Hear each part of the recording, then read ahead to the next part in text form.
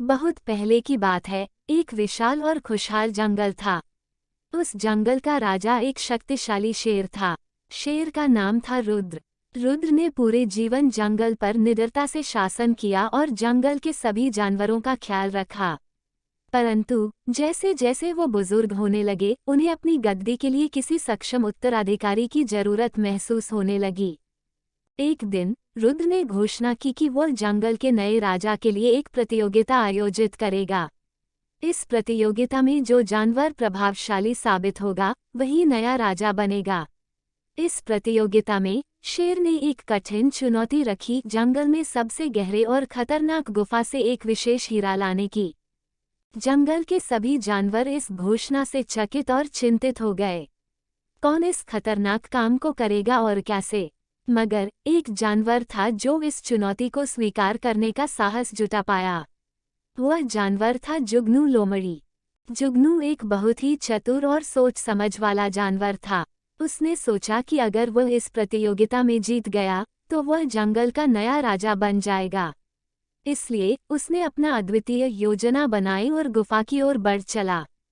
गुफा तक पहुंचने के लिए उसे घने जंगलों से होकर गुजरना पड़ा, जहां कई खतरों का सामना करना पड़ा। जैसे ही वह गुफा के करीब पहुंचा, उसने महसूस किया कि गुफा में न केवल अंधेरा है, बल्कि कई जंगली जानवर और खतरों से भरी हुई है, जिन्हें पार करना बहुत मुश्किल है। लेकिन जुगनू ने हार नहीं मानी। जुगनू ने अपनी चतुराई और बुद्धिमानी का प्रयोग करते हुए एक योजना बनाई।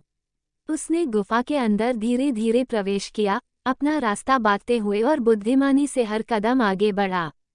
गहन परिस्थिति में भी उसने अपनी मानस को शांत और स्थिर रखा। उसने गुफा की दीवारों पर लगे कांटों और जाल से बचते हुए अपने गंतव्य पर पहुंचने की कोशिश की। जुगनू ने अंततः हीरे का मणि ढूंढ निकाला, जो गुफा के सबसे गहरे हिस्से में नीचे था। उसने उस मणि को सुरक्षित और ध्यानपूर्वक उठाया और सोचा कि अब उसे कैसे वापस लाया जाए। उसने अपने अनुभव का इस्तेमाल किया और धीरे धीरे, साथ ही साथ सतर्कता से, उस खतरनाक गुफा से बाहर निकला। जंगल के बाकी जानवर बहुत उत्सुक थे कि कौन इस चुनौती को पूरा कर पाएगा। जब जुगनू सुरक्षित हीरे के साथ वापस आया, तब सभी जानवर चकित रह गए।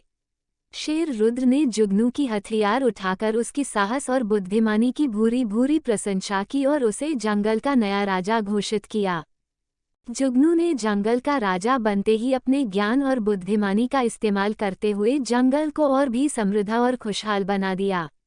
उसने हमेशा सत्य और न्याय का पालन किया और बच्चों को भी सिखाया कि कैसे बुद्धिमानी से चुनौतियों का सामना किया जा सकता है।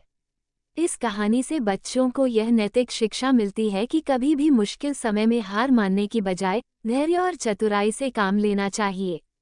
यह एक श्रेष्ठ बेस्ट मॉरल स्टोरीज का उदाहरण है जो बच्चों को सच्चाई और चतुराई का महत्व समझाती है।